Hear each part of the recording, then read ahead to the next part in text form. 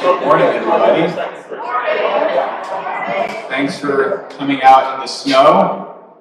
It is truly my privilege and honor to be welcoming a very special guest who I know is known to many of you, but we're always lucky to have him back. Of course, in your book, God and Love, you say it's not luck, right? But we are blessed to have him with us. Of course, this is Stephen G. Post, and I have a few notes here of how do I introduce you?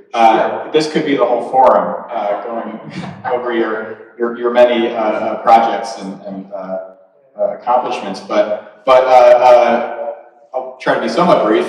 Stephen is currently a professor and director of the Center for Medical Humanities, Compassionate Care, and Bioethics at Stony Brook University, which is where he makes his home. So he visits Cleveland from time to time because your foundation, the Institute for Research on Unlimited Love, is headquartered here, and more on that shortly. Stephen is an author of many books and hundreds of papers, including the 2011 Wall Street Journal bestseller, The Hidden Gifts of Helping: How the Power of Giving, Compassion, and Hope Can Get Us Through Hard Times. And other books include Why Good Things Happen to Good People, How to Live a Longer, Healthier, Happier Life by the Simple Act of Giving, and recently, in 2019, fair to call it a memoir? Yeah, well, somewhat. Somewhat. The very autobiographical and philosophical and profoundly moving work, God and Love on Route 80. There are a good couple of dozen or so copies available as an offering to this group at the back there, just as you're going out, right under Alan Gates. And if you do not have this book, you really should. And you should read it because it may change your life. It is that kind of book. This book has been praised by the Dalai Lama and Sister Helen Prejean. So there you go. You should read it. Has done a lot of work. Stephen's done a lot of work on Alzheimer's and compassionate care and ethics around the treatment of people with Alzheimer's dementia, or what we could call deeply forgetful people. And this is the subject of his upcoming book, Dignity for Deeply Forgetful People. Bookmarks with that title are on your chairs, I believe. Is that enough for an intro? Oh, yeah. Okay. So I have more, but I'll pass it on for now. But we invited Stephen for this forum because, of course, we are talking about loving in these few weeks. We are rolling out this new identity statement this whole year of seeking, serving, loving together. We are in the loving section of that, and really, who better to talk to us about love in our lives, in Christian theological traditions, and in philosophy and medicine and various disciplines more broadly than Stephen. So we're very glad he's accepted our invitation to be part of this conversation. Before we jump into that, do you want to say a word about your upcoming book, Dignity for Deeply Forgetful People? Yes, it is a Cleveland book because I was recruited here by Dr. Joseph Michael Foley, who I'm sure a number of you remember very well, a preeminent neurologist at university hospitals. He came here from Harvard. He was a medic at the beach next to Omaha Beach. He was just everybody's favorite person. And he wanted someone to come here who would work with caregivers and in general with the population of individuals with Alzheimer's disease. And we had just the most wonderful times. I know Kathy Pender, for example, is listening in on Zoom. She's a great friend. I think I first met her out at Heather Hill in Chardon, Ohio. And Joe and I were out there.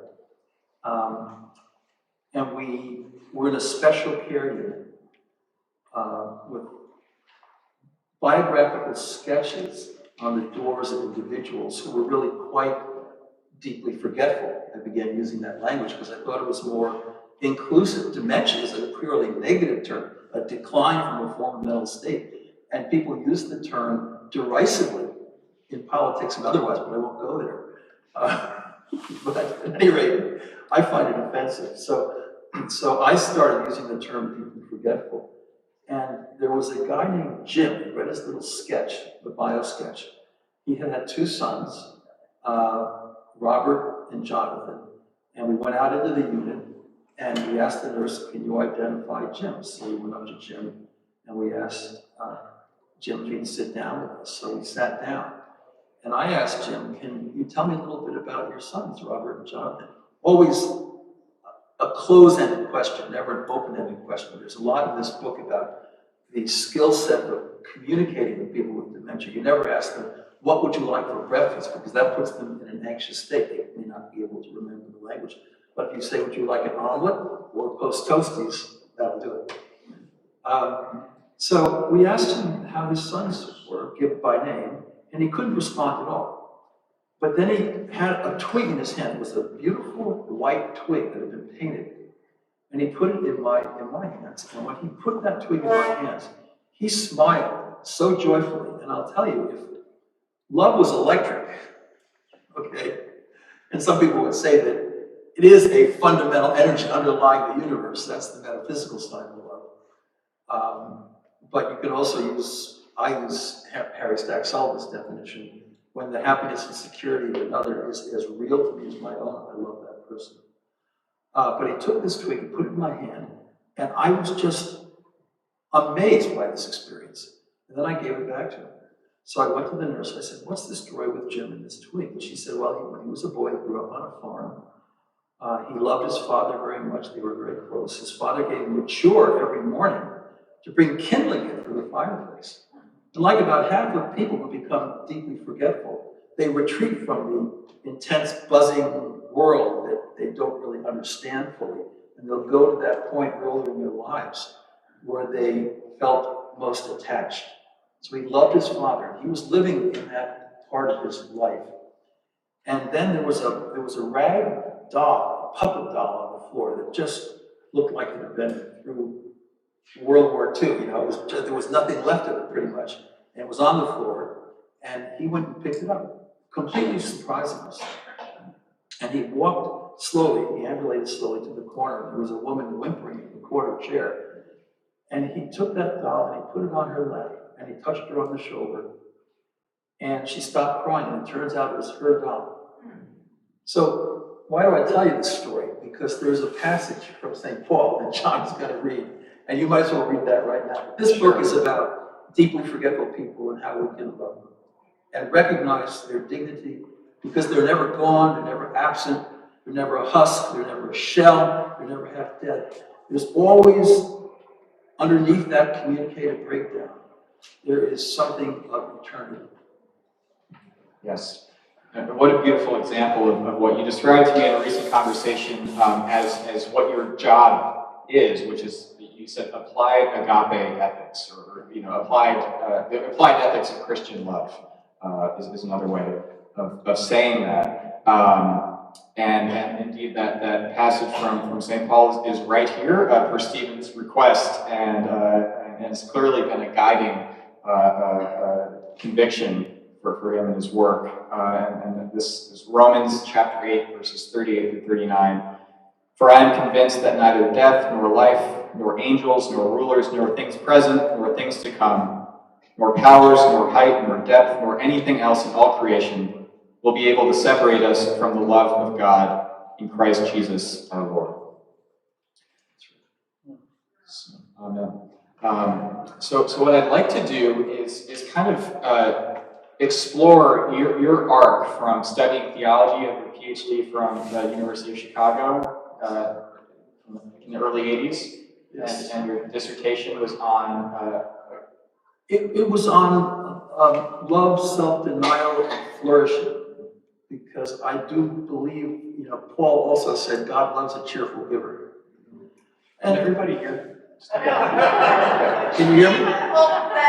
Could you microphone like you are, John? Okay, I will. Is that better? Yes. Yeah. That passage from St. Paul, God loves a cheerful giver, is important. And we should come into a greater fulfillment. It's paradoxical, but in the giving of self lies the unsought discovery of a deeper self. And I think that's the core for us all, to realize that while love requires self-denial at times in significant degrees, it's also the only way on this earth that we can have any degree of flourishing. Indeed. Now, you've written extensively about this journey that led you to study theology in the first place, in God and Love, Route 80. Could you, for those of us who haven't read this book, could you talk a little bit about the personal journey that led you to really believe so much in this kind of love and this kind of underlying unity that is the ultimate reality? What led you to kind of give your life to this pursuit? I don't want to go on forever. Kathy Lewis knows I could do that. So you have to interrupt me. But and I'll be careful. But it was so much the people I encountered along the journey. I went to St. Paul's School in New Hampshire, and I had a wonderful... Hold the microphone a little closer to your I mouth. will, okay. Thank you, Stephen. Okay, got it, thanks. And I had a wonderful Episcopal sacred studies teacher named Rod Wells. And when I was 15, I had a recurring dream. I'm not a big dreamer, but this was strange because it recurred 6 times in a year. And it was just as I woke up, and it was kind of betwixt and between wakefulness and sleep. So I had that feeling of being beyond time and place, because you're really not grounded in the world when you're just waking up. And I saw a path that I walked down to the west. I knew it was to the west. It was very, very misty and foggy.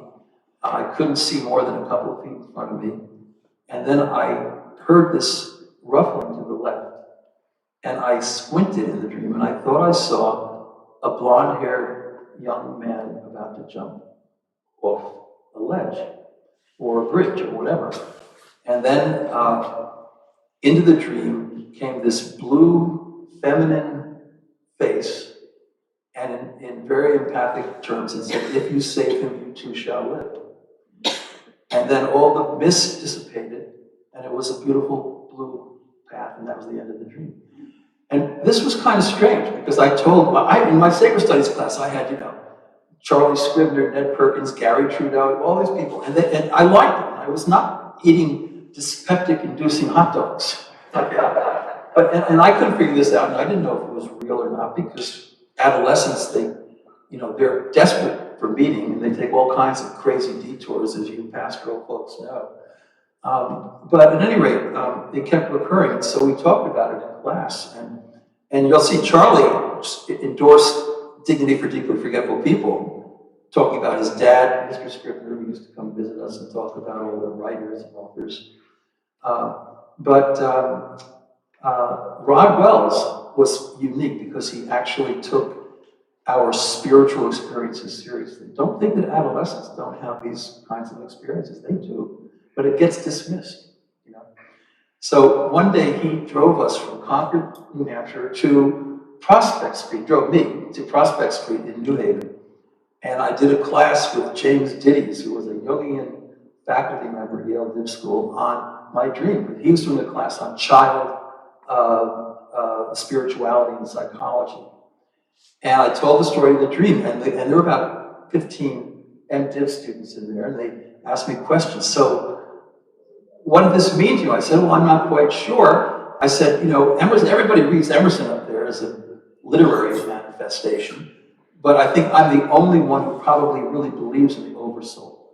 I really believe that our minds are gifts, that they're not just explicable in terms of matter and cells and brain, that there's something very mysterious about the mind, and that we can have premonitional experiences and creative experiences that seem to almost invade our consciousness. So that was my view, and I talked with them about that. And they said, well, did the dream make you do anything? And I said, well, I did one strange thing. I thought maybe if I'm heading west, I should apply to a college out somewhere. and I applied to Reed College, which is in Portland, Oregon. So just to end this here, so everything was good. I had a summer job when I was 17, tutoring in the Bronx, but my mother and father put their foot down. They said it was too dangerous. Rod Wells had actually gotten a job for me. So we had an argument for 2 or 3 days. And my mom said, I was supposed to go to Swarthmore. My mom said, we're not going to cover you for Swarthmore if you insist on this. So I said, okay, if I can't work doing what I love to do, what am I going to do? My dad, he was the president of W&J Sloan's department store, which was on Fifth Avenue. And he said, I've got something for you. You can work in Bill DeBono's lampshade factory. He was a big cigar smoking guy who made lampshades. So I worked for 2 weeks in the lampshade factory. And with, Siddhartha in my pocket and so forth, I decided that was enough. So I drove out to West Hampton Beach, where some of my friends lived. And about 11 at night, I decided, I'm going to follow the dream. Libby Suto is a Yale graduate. We just had a talk about this 2 nights ago. He remembers it vividly. So my dad had a secondhand Mercedes 190 that he only bought, I think, to look good when we went up to New Hampshire. Sorry, gotta say that. And it had seen better days. So I just drove west. I drove through Manhattan. I drove over the George Washington Bridge. And there were 2 signs, 95 south, but there was no south in the dream, but there was Route 80 west. And I followed that. And at about 5 in the morning, the carburetor in this old Mercedes broke down. When carburetors broke, everything broke. And I was able to get off on the shoulder. I didn't know what to do. This was at the Lewisburg exit. My daughter would eventually go to Bucknell, by the way, which is kind of funny. So when I would drop her off, I'd see where I left the car. I didn't know what to do. There were no cell phones, so I took a piece of paper out. This is a confession. And I wrote a note that lives in the Lord in my family. To the Pennsylvania State Police, please return this car to Henry A.B. Post, 44 Davidson Lane, West Pleasant, New York, 516-669-5655, from his son Stephen, who no longer works in the lampshade factory. What's interesting is that just about when the generator broke, I was about to turn around on the midway and go home because I thought, I want to restore my reputation. But then I began to think, maybe this journey is calling me. Maybe it was all synchronicity. Maybe it was all sort of Alchemy 101. I eventually took Alchemy 101 with Steve Jobs at Reed, by the way. And so I put my thumb out. I put the note on the windshield. And I won't go into it, but I got all the way to San Francisco.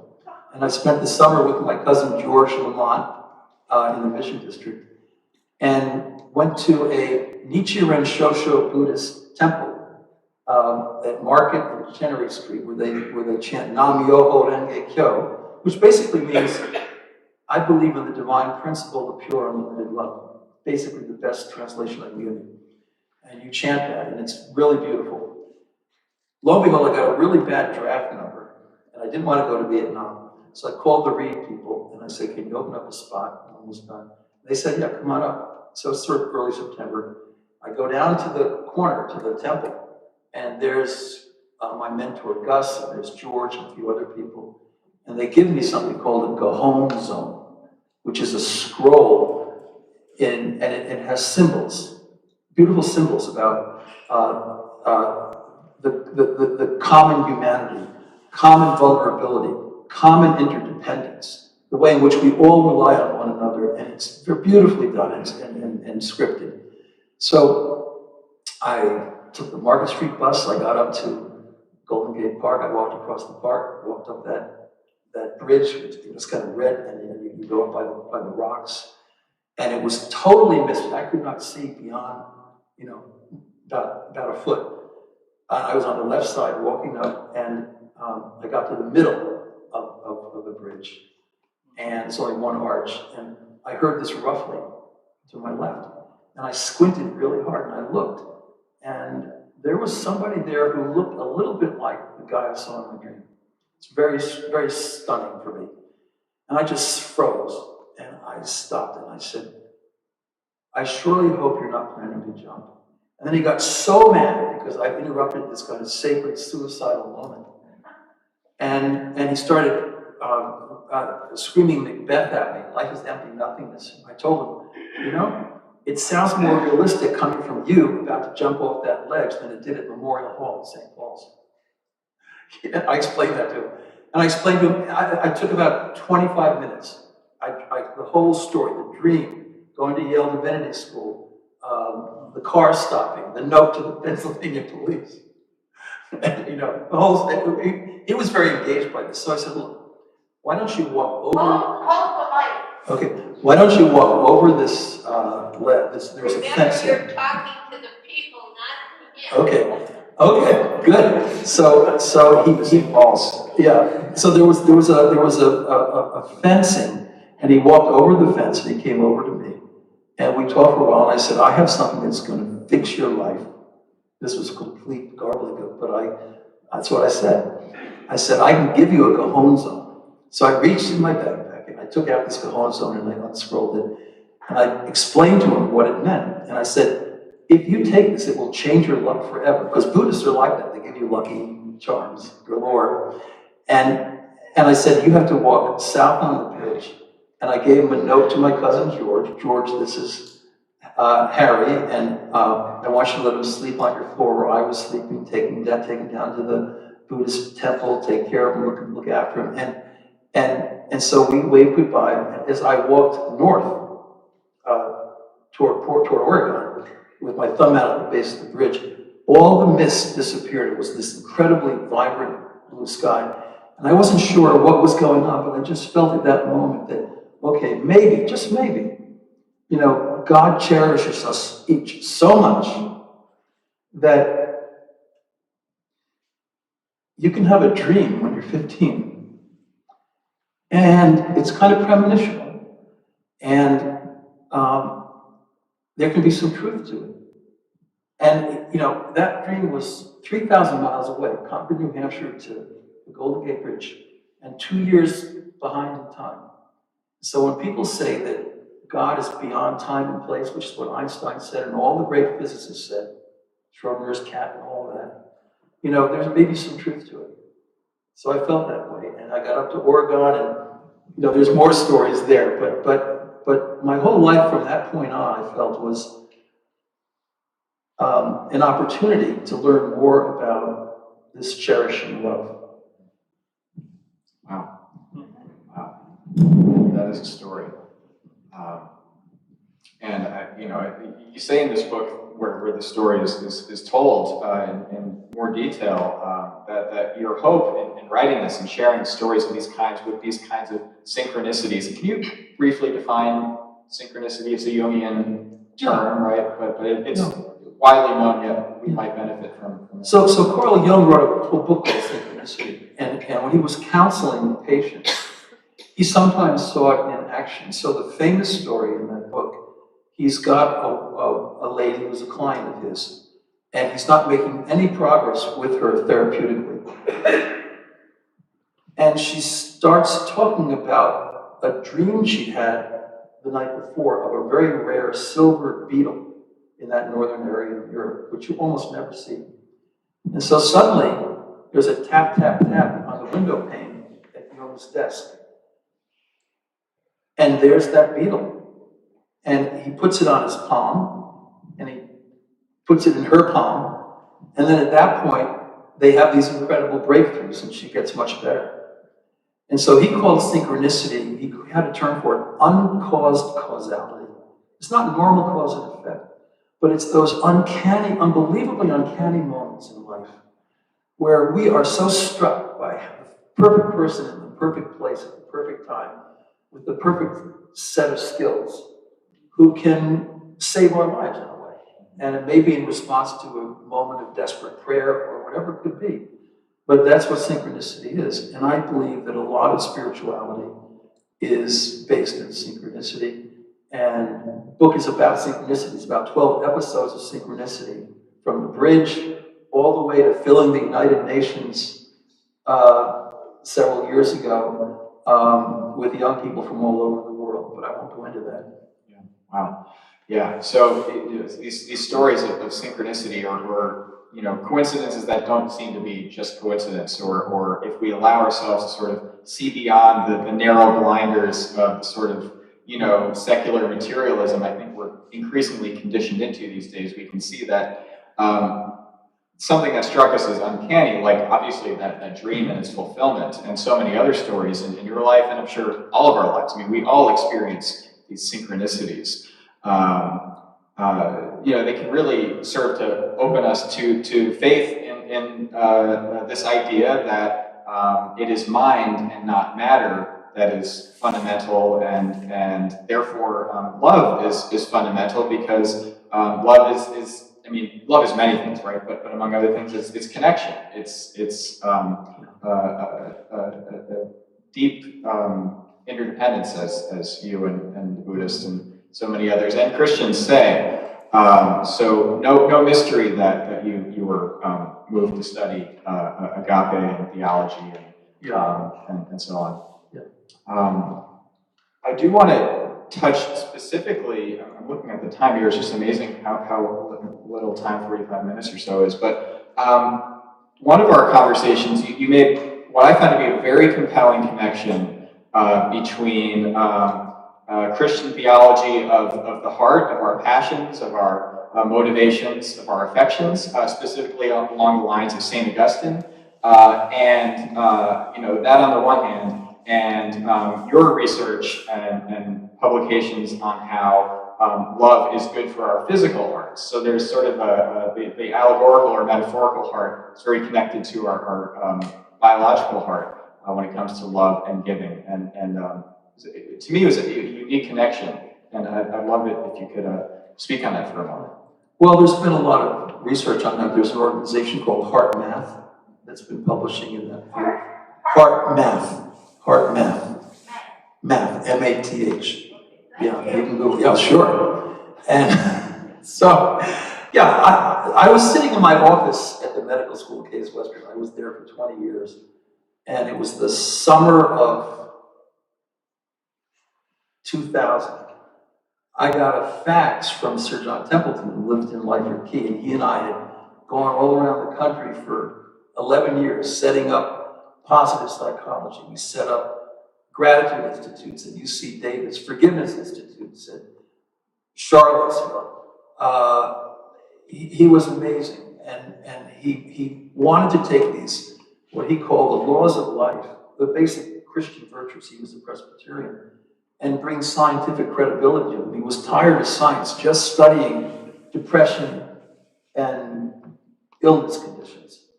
And he thought we should study the greatest assets. So he sent me this incredible fax. He faxed, he did not email. And I could hardly keep up with his faxes, but I had to because I wanted a response. And so he wrote me this fax, and it said, Stephen, we need to start an institute that will study the greatest human asset, which he said was unconditional, unlimited love. And we should call it the Institute for Research on Unlimited Love. Now, this was so interesting to me because here I am, in medical school, and I'm doing Alzheimer's. I was doing Alzheimer's genetics. I had a grant, and I was just wondering, can I really pull this off, even if someone is, what should I say, unguided as me. So I faxed back, Sir John, this is a great idea. Maybe we should call the Institute for Creative Altruism, because altruism is a nice, dry, not very spiritual term, and it's okay for scientists. He faxed back, he said, no, I think unlimited love up to $8.9 million. And I faxed back, Kathy Lewis is on the board, Kathy Bender, Judy Watson, you all remember this stuff. And I said, Sir John, I love that language, it jumps right off the page. and Pastor Moss was on board with it because he was basically a Morehouse mystic. Howard Thurman was one of his mentors, the great mysticals of the mystics of the great African American movement. And so he became, he wrote the foreword to Why Good Things Happen, and we were always very close. So I felt like we were moving in the right direction. But then I got this interesting fact from Sir John, and he said, by the way, Stephen, be sure to only spend 2/3 of your money on the study of human love and kindness. Spend the rest of it on the love that made humans, quote unquote, because he believed, he was into physics and theology, and he believed that there is an underlying love in the universe that is the basic ultimate reality. I'll end here. When Sir John was in Lyford Key and he was dying, it was 2008, and I was just coming reluctantly from Cleveland to New York. And I got a phone call from his son, Jack Templeton, who was a pediatric trauma surgeon at the Children's Hospital of Philadelphia at CHOP. And Jack called me on my cell phone. He said, Dad is dying. And I said, oh, I'm so sorry. I knew Sir John was ill. I didn't know he was this ill. And Jack said, yes, but he has a request just for you. And I said, Jack, what is that? And I was going to be loyal to Sir John no matter what it was. So Jack said, he wants you to write his final book because he's not going to have time to write it himself. And I said, boy, that's pretty daunting. That's a hard thing to do, but he trusted me to do it. And so I said, Jack, did he give you a title?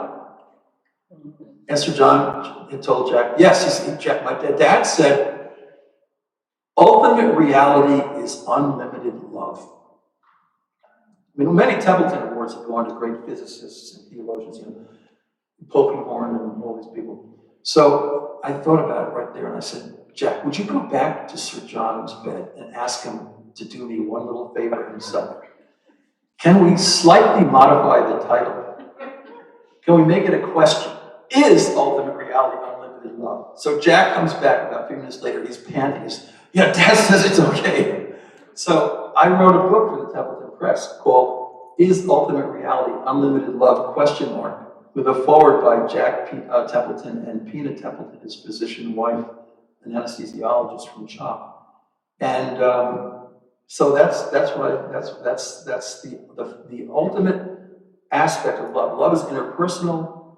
You know what it is when you look at an old friend who's having a hard time and you're having tea at Starbucks and you really feel for them. Their happiness and security is as real to you as your own. When you look over a crib with a newborn or a grandchild, if you have one, you feel that way. This is how Mother Teresa felt. This is how Dame Cicely Saunders felt about people who were dying. This is how Emma Plank felt here in Cleveland about kids in hospitals who needed someone to communicate with them, and started the whole child life movement right here in Cleveland under Fred Robbins' vision. But that's the thing about all this is that there's got to be something more. And one of my favorite examples of this is the poet who wrote The Age of Anxiety, Austen. And he talks about being at a lawn party in Oxford, one of the colleges. And he's around some people who are friends, they're not drinking. And suddenly he just feels transformed. It's not lights and so forth, it's just that he feels this energy. He can't see it, but he feels it. And he senses that these people gathered around him are not just transient universal mistakes, but they're cherished infinitely. And he uses that metaphor of invasion. And I've had that experience a few times, just a couple of things in the book. One of my students was from Queens, and she grew up from a very poor family, and I won't go into detail, but she was going to leave medical school, and she's in my office, and I'd not met her before, but she knocked on the door, and she wanted to talk with me urgently right then. I had a whole schedule for the afternoon. I didn't have any time, so I said, maybe we can talk next week. And then I looked around, and I actually felt this warm energy behind me. I looked over my shoulder. Now, I didn't see a thing, I don't see things, but I felt something. I felt invaded. And I immediately said, wait, stay here. And I got on my email and I canceled all my appointments, and we spent the next 3 or 4 hours together. And she, in the end, she took a year off, but my wife, Mitsuko, and I would go into Queens, and we would meet with her every couple of weeks and have lunch at she happened to be a Korean American. There's a lot of Korean Americans in that neck of the woods. And she came back to school in a year, did her residency, and is now practicing very successfully, and so forth. And she came from nothing. I mean, she had no money. She was a tutor for kids around that area of New York. And I remember that, and it was very much like the experience I read about from the great poet. That's not in the book, actually, entirely. Yeah, right. It's right. a little That's bit, a bonus. a little bit's in the book, but this is ongoing. This is ongoing with me. Yeah. I mean, I reading this book and hearing these stories, it's such an inspiring witness to the reality that if you really follow the leadings of the Spirit, of love, of God, that they come to us in the form of these feelings of invasion, as you put it, a divine presence with us, or these synchronicities, whether they be dreams or chance meetings that just seem a bit too much, or premonitions. If you follow that, the people you'll encounter, the things you'll do, the people you'll impact, like love, it's unlimited, virtually, and so powerful. I do want to leave time for questions and comments from all of you, but and this might just be self-serving here. I already know this story, but I suspect I'm not the only person who found this to be totally cool. Sir John Templeton, I mean, your relationship with him is already, phenomenally, amazing. He had a certain neighbor from Scotland in Lyford Key in Nassau, and Sir John. Sir John didn't want Wall Street anymore because he felt like he was being, his mind was being distorted by the constant flow of information. He had to get away to Lyford Key so he could just meditate on his investments, and he did pretty well. So he had the first house in Lyford Key, but the second house was Sean Connery. And so across from Sir John's house was Sean's house, and it said, "No trespassing, 007, beware." Amazing. Thank you. We had lunch together, Sir John introduced me to Sean. Those were interesting times. Yeah, that is one heck of a yard sign. Thank you. So thank you so much. Sure. I mean, this has been a wonderful conversation. Obviously, we could go on, and this book, among many other publications, are available to continue your exploration of unlimited love. It's a freebie. It's right there. Just take one on the way out and enjoy it. Yeah, and we really hope you will come back. We look forward to the next time. Thank you. Now,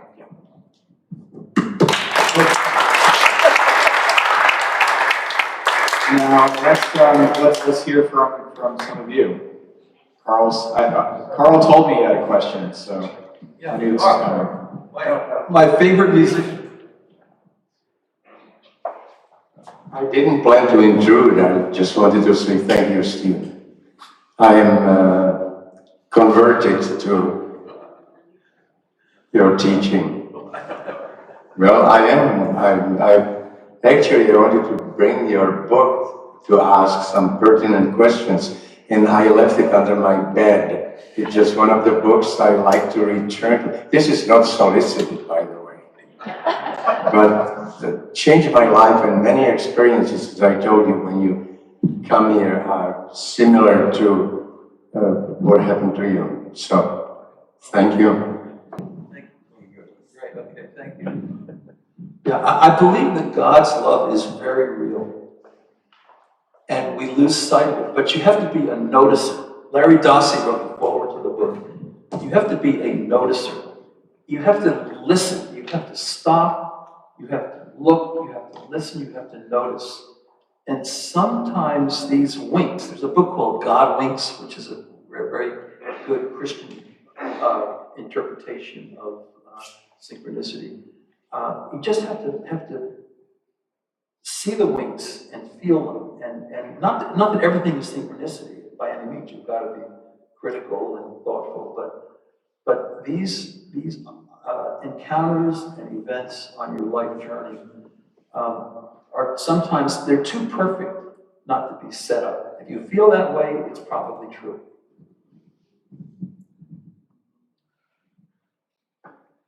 Lale? I think and you started that so much with this, and you started the comment. I was going to ask you, are there things that we can do as individuals to be open to this path? You were just started talking about it, but I just wondering if there are more things that you would find are useful. I'm just going to repeat questions just to be sure everybody hears them. So repeat them as best as I can anyway. So I think Lale's question is what can we do as individuals to really open ourselves up to connecting with this love, with God and following God's leadings? Well, we're all so flawed, and like, people in AA, I'm not in AA, but I believe in the spirituality of imperfection. If you didn't believe that you had to reach out to other imperfect people, there would be no relationships on the face of the earth. But what I do, and I've done it for years and years and years, since I was actually 15. And I was known for that at the time. I would get up really early in the morning, maybe from the time I was about 16. And I would meditate for a bit. And I had this idea of love, which I would write about. I actually wrote my senior paper at St. Paul's on this idea of love, using Harry Stack Sullivan's definition, who was a psychiatrist at the University of Chicago, but Rod Wells was very appreciative. So again, when the security and happiness of another is as meaningful or real to you as your own, you love that person, sometimes more so, but there's still self-love as a groundwork. And so I would meditate quietly for 20 minutes, half an hour, and then I'd go about my day and I would envision some of the people I would meet over the course of the day. And I think, what expression of love do they need? Maybe if somebody was really suffering, maybe they just needed a good listening ear and some compassion. If someone was having a really hard time with a paper, maybe they needed a kind of creative burst, and you could help them with that. Or maybe someone felt that they were being hazed and abused and told that they were without talent. So you want to approach them with the spirit of loyalty, and compunction. And so I always thought about the day ahead of time and kind of dress rehearsed it, visualized it. And I think if you make that effort, although you're going to have bad days and good days, I still do that today. So when I get up in the morning, I'm a 5 o'clock riser. I do my meditation and my prayer. I say the Lord's Prayer, by the way. And I go to work. I'm still capable, when I'm driving to the med school, if the guy in front of me slows down unnecessarily at a yellow light, I'm still capable of falling full-breasted on my horn and almost yelling out an expert. I'm not trying to be perfect, okay? But going through all this, and especially the last 2.5 years, I've been consulting with COVID families regularly because we were such an epicenter. I've always thought about what expression of love do they need? Because love itself is kind of, we talk about love of designer jeans, love of chocolate, But when you talk about the deeper aspects of love, which is what Christianity is, and what Jesus' life is, it's a manifestation of pure love. People get a little shy, But if you talk about the expressions of love, given the needs of the people around you, they're fine. They're fine. Forgiveness. Some people need to be forgiven. Medical students make medical mistakes in their clerkship years, and they come in. We had a student in case who actually killed a patient in the VA who was a student about it. It was many years ago. I was the chairman of the committee on students, and that person came into my office, and I knew exactly what they wanted. And I said to them, quoting Martin Luther King, "Those who make no mistakes make nothing." And that student actually graduated and is practicing beautifully. But they needed forgiveness. So you just have to be looking for the ways in which you're called to express love in everyday life. Beautiful, thank you. I see Tim's hand. So, thank you very much for your presentation. It's very thought-provoking. There's quite a bit to think about.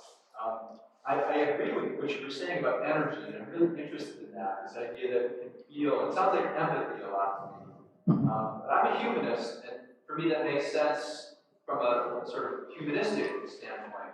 Can you say more about the science behind energy that allows us to feel that somebody who's maybe 100 miles away is having the same experience as us, and that sort of thing? Well, you'd have to read Rupert Sheldrake and his idea of morphological fields, and the Institute for Noetic Sciences out in California does a lot of good stuff. But this is now coming very much into the main line of physics. String theorists at Columbia believe in this kind of interconnectedness, these events that are not very well understood, but that indicate that there's much more connectivity in the world of energy than we realize. So I don't need to be theological. You can touch this from a humanistic perspective, but reality is reality. In all the great traditions of religion and spirit, take the Upanishads. Before there was the universe, there was the Supreme Being, infinite, beyond time and place, characterized by creative love and freedom. Bringing into reality the Big Bang, which is where time began and space began, bring that into reality with the intention of a generative universe that would give rise to creatures who could relate to God at a spiritual level, like everybody in this room. And so we all have that little fragment of the divine mind within us. And when you look at modern physics, Paul Davis, The Mind of God, but there are countless books in science and spirituality that you can pick up, and some of them are from the best people. I mean, even Francis Collins, previously of the NIH, who I actually knew in Ann Arbor, Michigan for 2 years, from 83 to 85 when I was a postdoc, and his wife had passed away.